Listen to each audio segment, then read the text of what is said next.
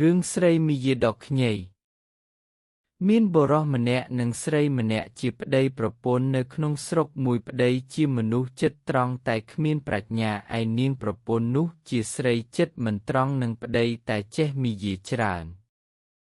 ថ្ងៃមួយនាងប្រពន្ធមានចិត្តប្រាថ្នាចង់ជួបនឹងសហាយណាស់ដោយឃ្លាតគ្នាយូរហើយតែមិនដឹងជាធ្វើម្ដេចនឹងទៅជួបបានព្រោះភូមិនោះនៅឆ្ងាយពីគ្នាបើដើរទៅខ្លាចខ្មោចលងនាងប្រពន្ធក៏និយាយនឹងប្តីខ្លួនថាអ្នក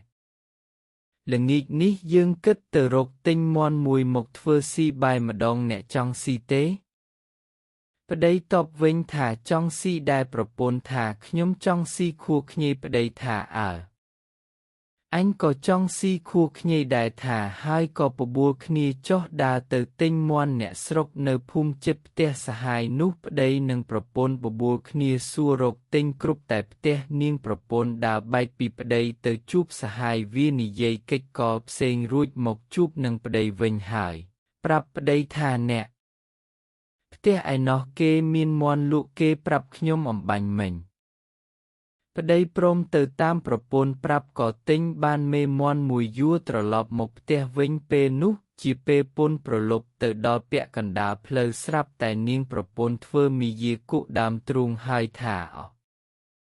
អ្នកអើយភ្លេចដូចគេលុតទៅហើយប្តីសួរថាភ្លេចអីប្រពន្ធថាភ្លេចខ្ញីទៅហើយអ្នកបើដូច្នោះអ្នកឯងនៅនេះសិនចុះខ្ញុំរត់ទៅវាឆាប់ហើយនាងនោះរត់ទៅប្តីក៏ឈរចាំប្រពន្ធឯនាងប្រពន្ធការឃ្លាតពីប្តីហើយក៏គេចទៅជួបនឹងប្រុសសហាយខ្លួនហេតុតែរឹកសហាយខ្លាំងណាស់ក៏ប្រដេកទៅដីមិនរកផ្ទះសម្បែងទេដោយប្រញាប់ទៅជួបប្តីវិញ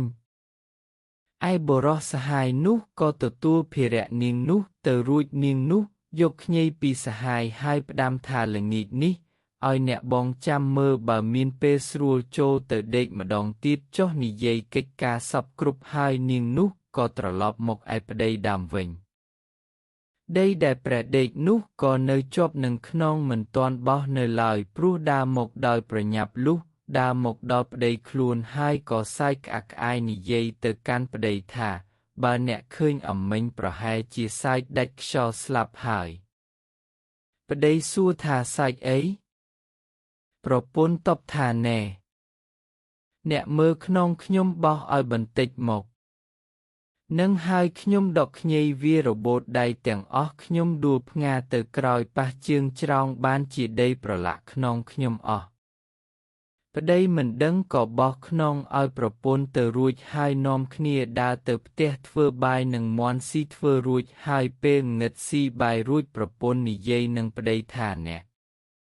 ភ្លុំពៃទៅខ្ញុំនឹងស្ដាប់ប្តីក៏យកពៃមកភ្លុំប្រពន្ធដេកស្ដាប់បន្តិចទៅក៏កើមកដេកលើភ្លៅប្តីហើយថាពីរោះណាស់អ្នកភ្លុំពៃភ្នែកមើលរនដែរឬទេបើអ្នកមិនមើលរនធ្វើម្ដេចនឹងចាប់បើកបត់ឲ្យត្រូវទំនប់ប្តីតបថាទេមិនបាច់មើលរនទេព្រោះដៃចាំស្ទាត់ហើយចំណាំរនផងប្រពន្ធថាបើដូច្នេះខ្ញុំបិទភ្នែកអ្នកទាំងពីរមើលអ្នកនៅតែភ្លុំពីរោះដូចដែរឬទេប្តីតបថាបិទចុះក៏នៅតែភ្លុំពីរោះដូចមុនដែរប្រពន្ធយកដៃបិទភ្នែកប្តីខ្លួនទាំងពីររួចហើយក៏កន្ថែកជើងឲ្យសហាយនោះឃើញបុរសសហាយឃើញស្រីសហាយខ្លួនបិទភ្នែកប្តីបានហើយកន្ថែកជើងឲ្យសញ្ញាដូច្នោះក៏ចូលទៅរួមសម្វាសនឹងនាងនោះទៅ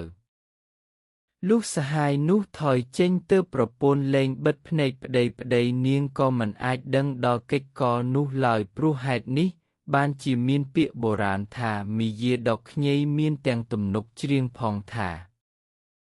ស្រីទៅដកខ្ញីស្រីឲ្យនាងស្រីទៅដកខ្ញីដកដួលទាំងខ្លួនការដកលើកមុនតូចតន់លាក់ពួនដកក្រោយសំនួនផ្ទួញឲ្យប្តីស្លាប់ប្តីនាងអ្នកភ្លុំនាងសុំធ្វើត្រាប់បន្តអឹងអាប់ចាប់បាត់អុំទុកគុំពុតស្រឡៅគុំប្រដៅស្រីខូច